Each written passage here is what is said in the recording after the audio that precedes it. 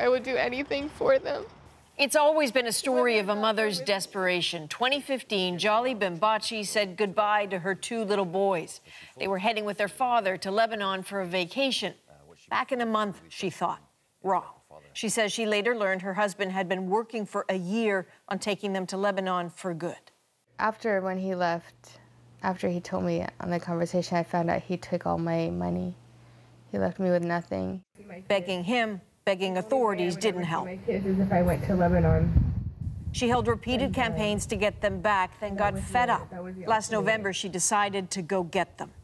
Sean Moore, also of Chatham, was helping. He'd been a humanitarian worker, had traveled through northern Iraq, knew people who knew people, was working on negotiating with the husband. Indeed, a day after arriving in Lebanon, she saw her kids and posted these pictures, started a legal custody process, but then got impatient. Late December, the pair grabbed the boys and made a run for the border, aiming to get home.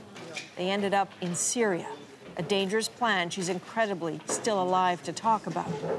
So we planned with smugglers so I can take my kids out of Lebanon and bring them back home to Canada. The chaos of this interview happened just this morning in Syria, on the border with Turkey, immediately after the pair had been freed.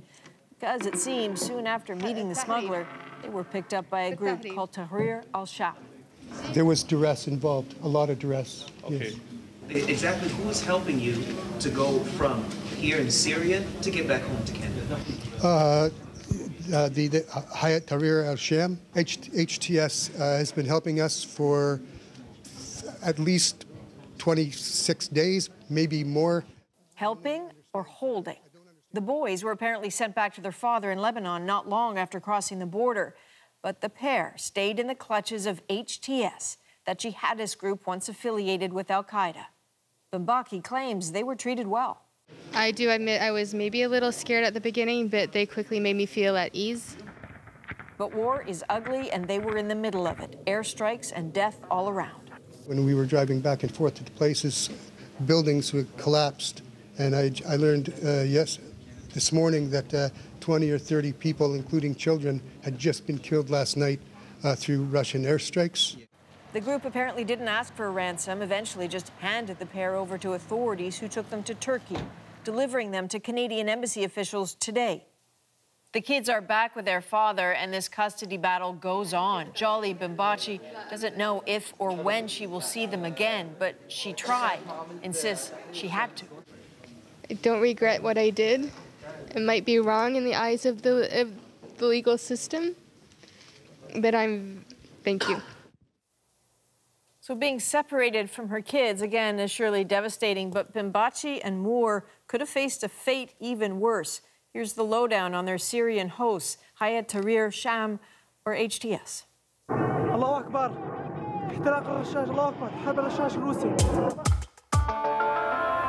It's not just any militant group that can bring down a Russian warplane. HTS, well-equipped and relatively well-trained. The pilot, by the way, ejected but was killed on the ground.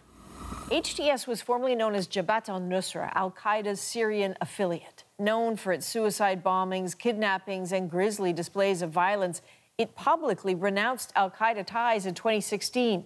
The U.S. doesn't believe that, considers them terrorists. Ideologically, some argue they're not that far from ISIS, and they're running a little mini Islamic state in northwestern Syria right now.